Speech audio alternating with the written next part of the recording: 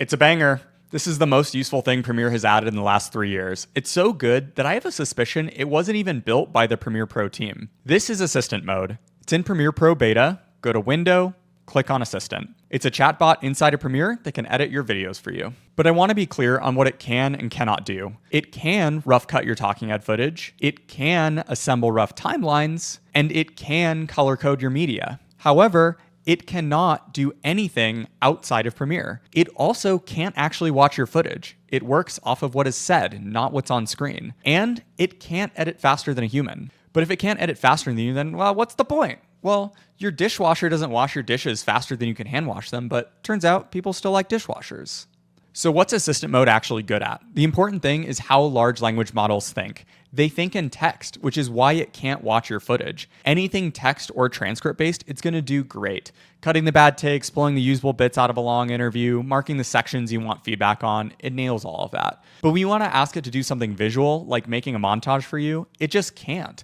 With that framing, you'll know what it's good at and what it's bad for. The astute among you might be wondering, hey, you made a plugin that puts Claude inside of Premiere and then lets it edit your videos. I mean, what's the difference? Well, there is actually a massive difference. Buzzroll Studio is the power user version of Assistant mode.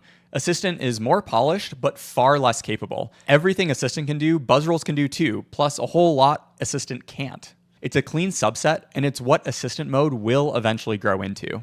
The problem with Assistant mode is that it is trapped inside of Premiere, and that limits how much of the work it can actually do for you. Let me give you a tangible example. When I film tutorial videos, I record my face and my screen at the same time in OBS. Then I type /produce tutorial video into Claude Code and walk away. It pulls in the footage and sets up the sequence. Then it runs a gaze detection script it vibe coded for itself, figuring out when I'm looking at my screen versus looking at the camera. Claude uses that, plus the transcript, to decide when you should see my face versus the screen share. It cuts out all the bad takes and gives me back a polished edit that I can make minor adjustments to. And I only had to teach Claude this workflow once. Now I type the command in and it runs the whole thing the same way every time.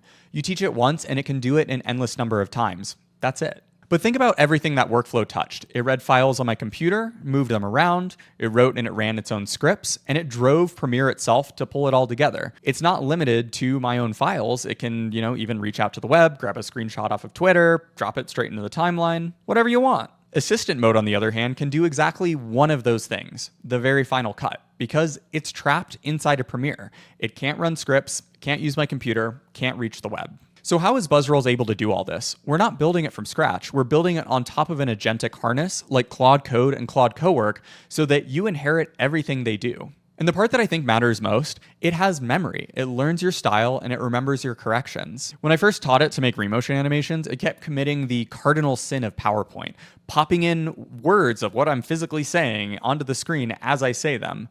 Animations should show the thing you're talking about, not caption your voice. So I corrected it, it saved it to memory.